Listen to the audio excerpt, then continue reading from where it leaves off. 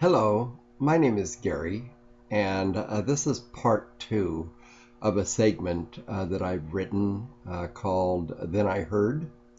And I would like to read you a disclaimer, just like what was on part one. Uh, and at the risk of making people mad, this is an advance notification to let you know uh, that what you read in this article or hear in this commentary may or may not offend you. Okay. If you're in one of these categories, if you're gay, or if you're a criminal, or if you're an illegal immigrant, or a politician, what you hear in this commentary may upset you, or may not. I'm hoping not, but well, that's what we do is we hope for the best. Um, Now, I just want you to know that I'm a legal American. Uh, And of course, generations back, my ancestry was immigrant as well. And but in any case, I am a legal American and a vet, and I'm exercising my right of freedom of speech. And I hope you enjoy this segment two of Then I Heard. So to begin, then I heard that one of the two brothers in the Boston bombing um, now has a team. A team of people representing him. He's the youngest brother, of course. What I'm envisioning that's going to happen in all of this is that the team are going to say that this young 19-year-old was influenced by his brother and perhaps was not mentally stable enough to know better. Yes, indeed, folks. Yeah, to know better. Okay, it is this writer's prediction that they will say that he was brainwashed by his brother and perhaps some outside influences in their own country. Somehow, some way, and I'm sure they will find a way to get him off.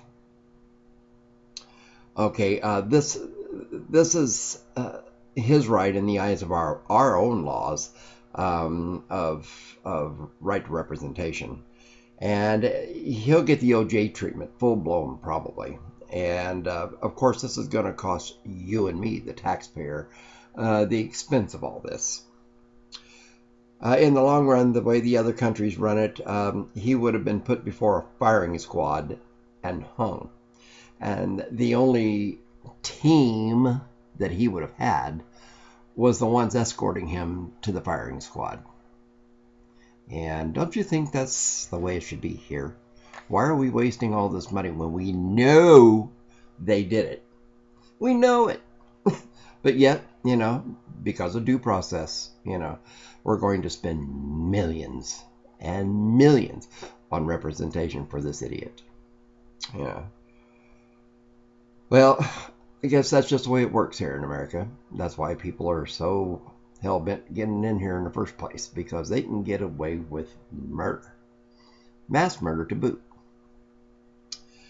Then I heard that there was something that happened within a home where a brother allegedly had found his sister stabbed to death, okay, unmercifully, and left for dead. Well, it turns out that they found out that allegedly that it is the brother that found her that did the stabbing. Now, it makes you wonder what kind of environment these kids lived in. Was obviously he was mentally unstable. I mean, for somebody, even if somebody got really, really pissed off, they wouldn't have gone overboard and stabbed their sister to death. But this kid did, allegedly. Now, the same treatment for him because he's a minor, I'm wondering how they're going to treat this in a court of law. How are we going to dance around this? The father, of course, is saying that his son is innocent. you know. And I mean, as a father, I don't know. I can understand it. I can understand that. He's pleading for his son's life. But that hasn't even been brought up yet. But what kind of an environment are we setting for these kids? You know how they always say that all the trouble starts at home, you're a product of your environment? Well, it makes you wonder, doesn't it? It just makes you wonder what kind of an environment this child came from. I guess we'll find out sooner or later, but this is the kind of crap that just goes on, and this is where I go back to the video games and stuff like this that are impressionable to our youth. All the violence, mayhem, blood, everything else. Sometimes I wonder if there is a true link there. I think there is, and I think you think there is, But anyway, enough of that. We don't know how that's going to turn out. We'll have to see it play out. But my guess is that obviously he's not going to go before a firing squad,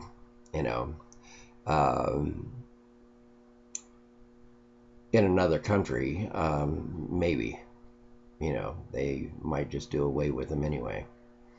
I don't know if he is guilty, and I'm saying if he is guilty, an eye for an eye, just like I'm consistent with that, then he should be put to death.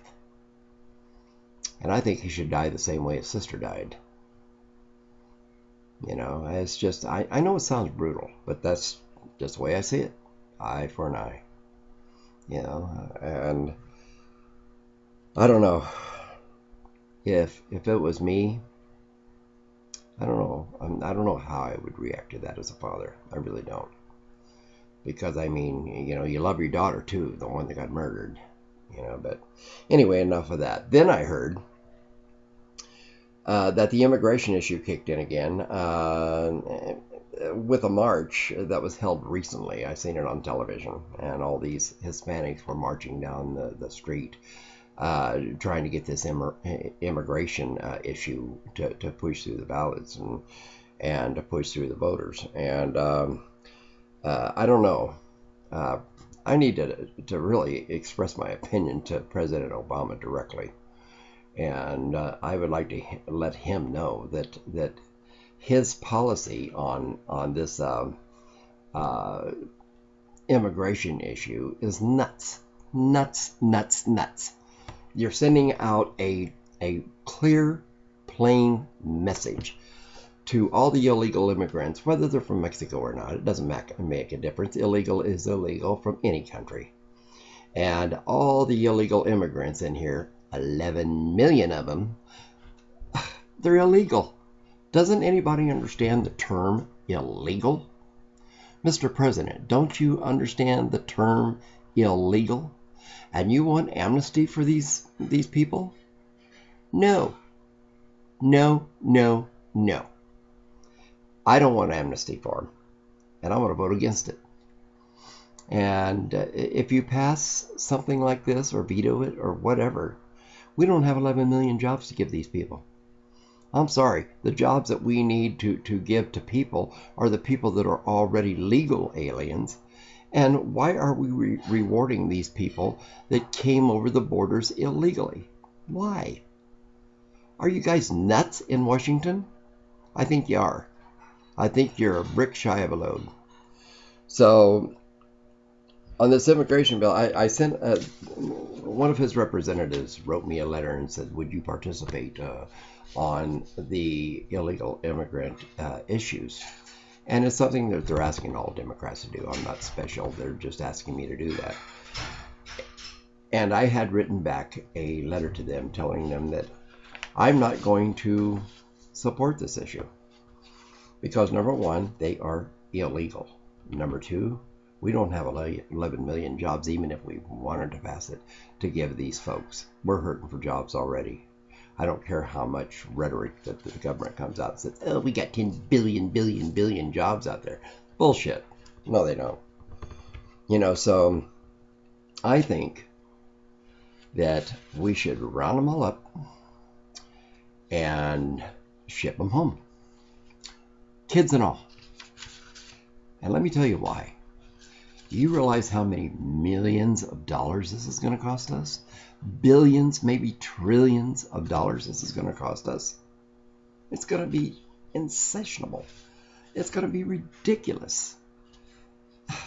You know what? If these people that are illegal want to come in here and become legal, then let them go through due process just like everybody else had to do. And don't make a mockery of those people that had to go through all the hoops and the tests and the learning and the speaking English and learning our history and our Constitution.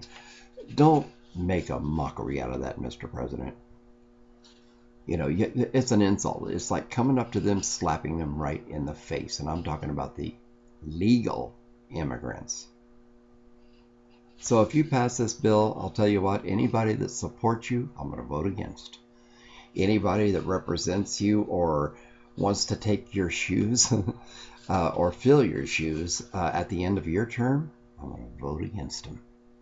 And I'm going to be vicious about it. I am going to vote as where my vote counts the most. And that's anybody that's in your cabinet that's incumbent, I'm voting them out. I'm going to pull another Donald Trump and say, you're fired. Because you aren't doing your job. And you are condoning illegal immigrants. It's nuts. Somebody's got to be crazy to do that. You know, and again, we're dealing with a minority. We are dealing with a minority taking precedence, and nobody wants to say no, you know, to the minority groups or special interest groups. I will. No, no, no. That's the way it is. So in summary, I just think at the end of this segment that on the third segment, we're going to talk about gun initiatives and gun laws. And but that's how I feel about immigration.